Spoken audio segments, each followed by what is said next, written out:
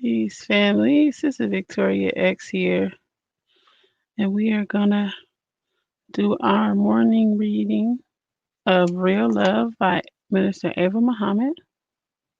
Let me open this up over here.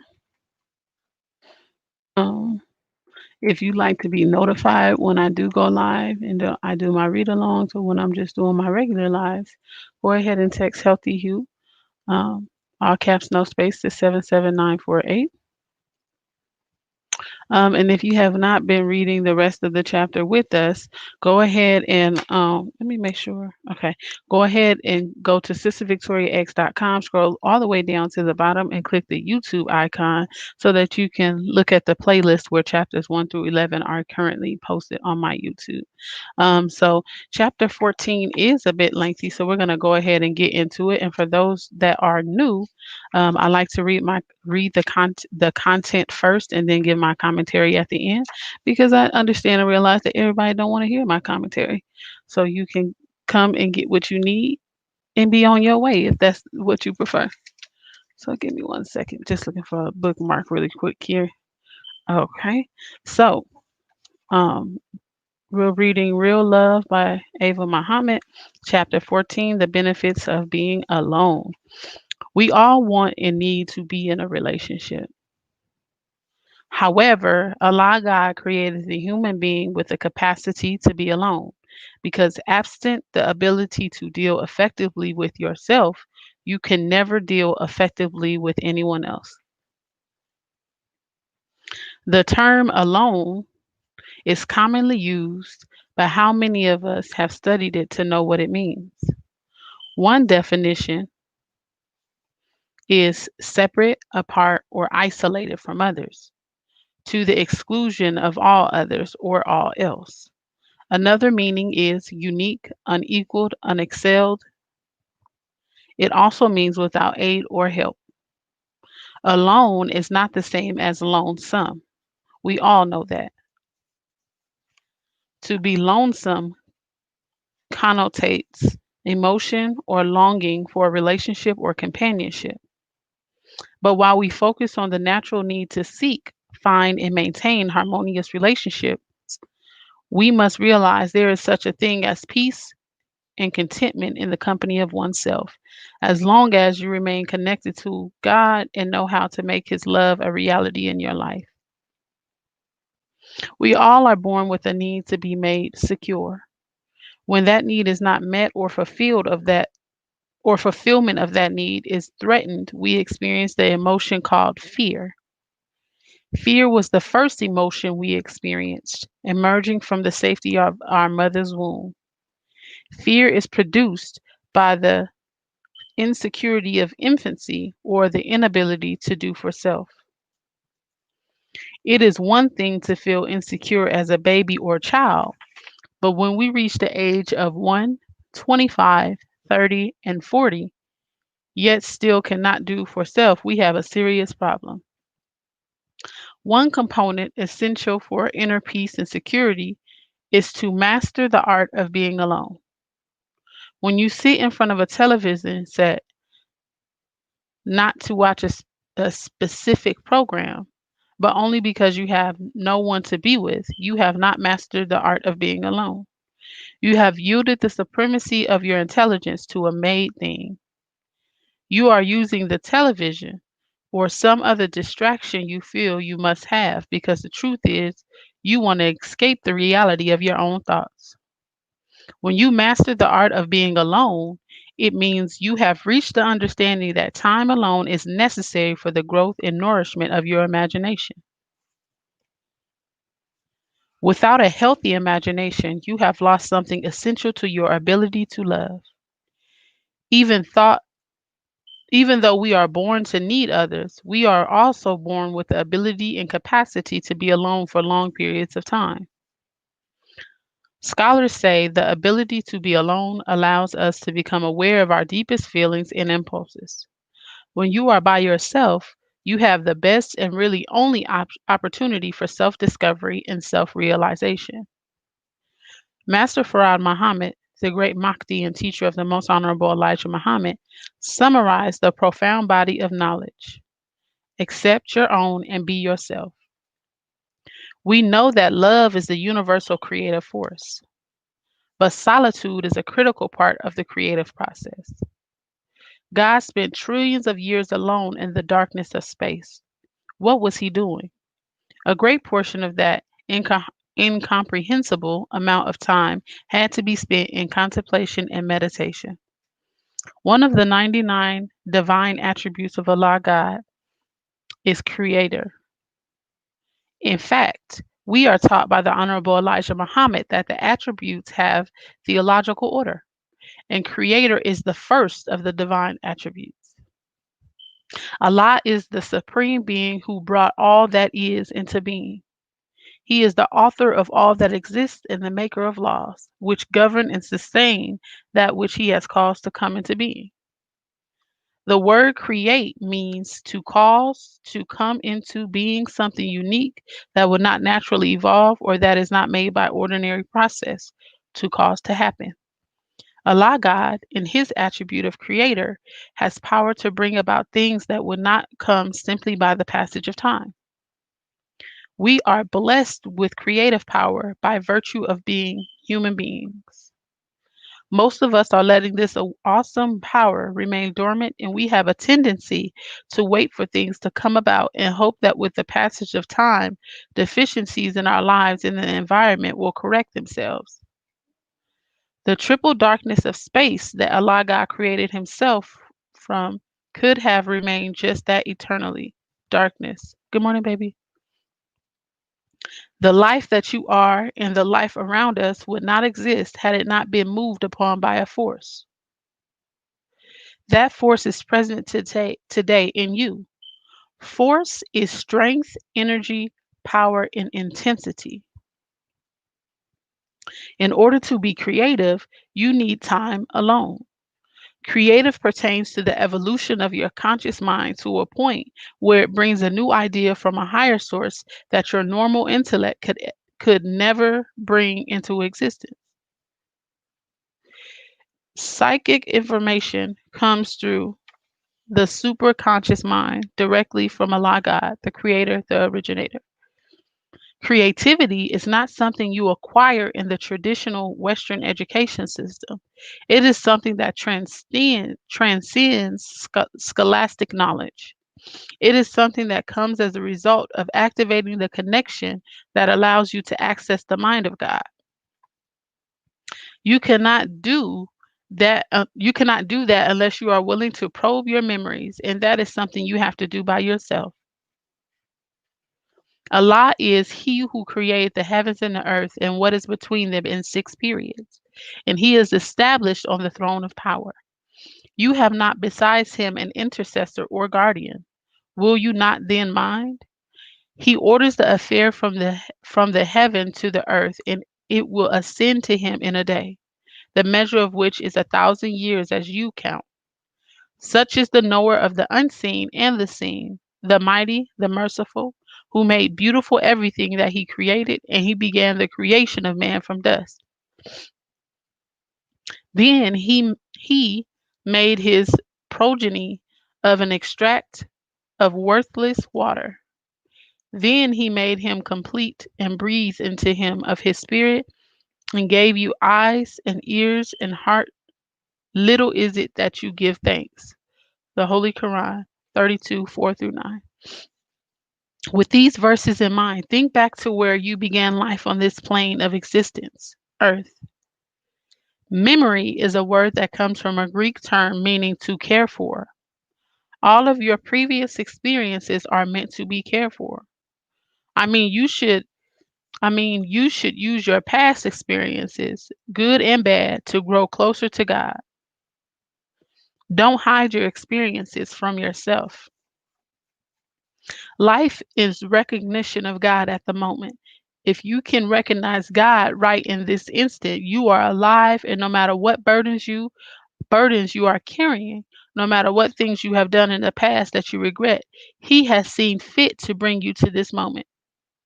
He loves enough to favor you with the capacity to recognize him, to know that he ha- that to know the Okay, to know that He has complete power to give you what your heart desires. You must know you possess the potential to be infinitely more powerful than you currently are. No matter what the circumstances surrounding your birth, you were planned and designed by Allah God, the creator and originator. From the moment of your conception through the 9 months until your physical birth, you develop through the most complex system of creative intelligence that exists in the universe. The sperm, regardless of the state of mind of your father, the ovum, despite the state of mind of your mother, they were divinely guided and completely filled with the presence of the Creator. Rarely, if ever, is there a perfectly balanced harmony between the union of the egg and sperm, whatever the dynamics of your individual conception. It is what is this word? Reverberating throughout your life. It is affecting everything you do. So you would do well to find out what was going on. Where was your mother? How old was she? Who did she live with? What was her feelings? What were her feelings about her being pregnant? Where was your father? What was he thinking? What type of pressure was he under? Did he even know what about you? You may not be able to learn these things in the conventional way. Allah God may have to reveal this information to you through your prayers and meditation. The emotional balance of each parent and their feelings toward one another affects you right now. In the fact, in fact, a growing fetus in the womb cannot distinguish between the feelings the mother has towards others and the feelings she has towards the fetus. Wow. I didn't know. Whatever your mother experienced emotionally while pregnant, you took it personally. When you go on this journey alone, you may find just attempting to know the truth is painful. You may go to your mother and ask, "What were you doing while you were pregnant with me?" She may not want to talk about it. A woman goes through a lot, and we live in society that does not really appreciate the sanctity of birth and does not encourage the woman to get in touch with her feelings. Pregnancy is measured socially, and it is either acceptable or not, depending upon the circumstances of the moment. Is she married? Are the finances available for support of the child? These are the considerations which ignore the reality that every birth is ordained by Allah God, regardless of the immediate circumstances of the two parents. Painful or not, knowledge is power, and to know the truth is to aid in the development of your one capacity to love. When you are with Allah God, it is always good. In the scriptures, God told Jeremiah the prophet, "I knew you before you were in your mother's womb." This means your existence transcends the condition of your parents. The first weeks after the sperm meet the egg, what were you experiencing? Possibly, probably, only. Allah God knew you were there. He desired that you be there. So you took your journey down through the fallopian tubes and made contact with the lining of the womb. You connected with your mother, and if she did not want to be pregnant, experienced your first trauma. The first attachment we experience is as a fertilized egg, clinging to the wall of the womb, where our need to be made secure first manifests. You made that attachment successfully. So many new life cells never made it. Some made it and were unable to hold on, miscarriage. Worse, some were pulled away by an external force, abortion. No matter what your mother was feeling, she carried you to term. She went to the door of death itself to deliver you. Whether she did it willingly or unwillingly, she served as an agent of the Creator Himself and brought you here. Every experience you had in the womb is stored somewhere in the subconscious. Self examination is not just good grooming, it is the process of healing wounds within our tissue cells that may be affecting our ability to find love and happiness. You need to learn more about yourself before you connect with someone else. Learning requires solitude, and if you cannot learn, you cannot love. How do you think you will have a successful relationship if you cannot learn about the other person? You can't be a person who thinks they know everything and still be in love.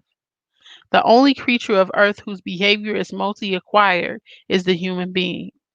Certain things are instinctive, but most of what you do in life is what someone taught you. Therefore, most of what you think and do is in need of constant reassessment. Otherwise, we go into a marriage refusing to adapt to change to accommodate another viewpoint. My mother always said, in my family, we always did it like this. When we are rigid in our attitudes, we deny the awesome power of the renewal of the mind. In order to learn how to be in a relationship, we need time alone. You are alone when you are sleeping, even when you are sleeping with someone else. We have all heard that when you have a problem you cannot solve, you should sleep on it. It works. If you say your prayer, say out loud, I am going to resolve this situation. Then go to bed. You will wake up with the solution, or at least the first step towards the solution, which is a clear understanding of the problem. Some scholars assign stages to the creative process. The first stage is the incubation or preparation period. It begins with an attraction to something or someone. The attraction, if it is strong enough, produces a desire. You may be attracted to music. You are attracted to the sound of it. Now, the brain, being naturally programmed to respond to your expressed desires, begins to collect material. You desire to be an architect, so you begin reading about the subject. Your shelves become filled with books, tapes, CDs. You attend conferences and seminars, etc. You take courses. Evolution precedes involution, precedes evolution. So your evolves. Involvement evolves into your mastery of your chosen field of endeavor. Involution precedes evolution. So your involvement evolves into your mastery of your chosen field of endeavor. The point is that you have to develop the discipline to follow the laws of of evolution to be successful in your own life before you can connect to the life of another, because the same principle will apply to marriage. You will have to become deeply involved in the relationship for a period of time before the power of it evolves and you find fulfillment in it. The second stage is illumination. Something occurs which gives new insight into the objective subject of your interest, opening the way to make your desire a reality. Desire feeds the will. Whatever or whoever you didn't get, you really did not want. Oh, you may have thought you wanted it, but your desire was not strong enough to feed the will.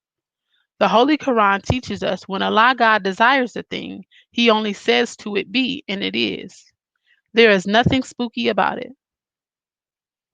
He begins to arrange the forces of the universe to bring forth what He desires. It can take a day or it can take 1,000 years, but eventually it will come to pass. Solitude is not always a physical state. It means the ability to get absorbed in your own thoughts. Some people are so mentally and spiritually advanced, they can do this in a room full of people. There is a universal law which some physics call intense directed attention. This law dictates that when one becomes sufficiently involved in one's purpose, help comes from a higher source. As human beings, we are God's representatives on earth. If we dedicate ourselves sincerely, He will send us assistance. The proper use of time alone enhances our intelligence. Intelligence is more than knowing what to do, it is knowing what to do and doing it. This is why the debates over whether a fetus is a living being with the right to live are really misplaced. Life begins even before the sperm leaves the male. The sperm, which sparks the life in the egg, is intelligent. How do we know that? The sperm knows what to do and it does it. The sperm is not a dead thing. It is a living thing with magnetic radiation that has the power to confer life. Genetic coding from trillions of years prior to its own existence gave it the power to create a being who would carry out the agenda of the originator. The Psychic Dictionary defines intelligence an orderly formation and action of energy in the infinitesimal particles, or something so small we can hardly perceive it, knowing its own function. Intelligence knows that it is intelligence.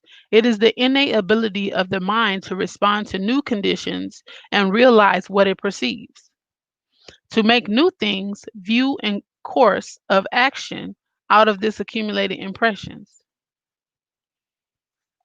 Before we look to connect with anyone, let us self analyze so that we bring something into the relationships beside need. Intelligence means you know better than to spend your life, excuse me, seeking assistance from others to make you feel you have value. You were born to bring in a new world order and a new way of life for those who come after you. Researchers say that intelligent behavior is the power not to respond in the usual way to the same stimulus which initiated poor action. In other words, a new response to an old situation is what you need in your life and in your relationship. All of this relationships. All of this means you must be capable of learning, then storing what you have learned and using it to see people and situations. Thinking is preliminary to action. How do you know you have been thinking intelligently?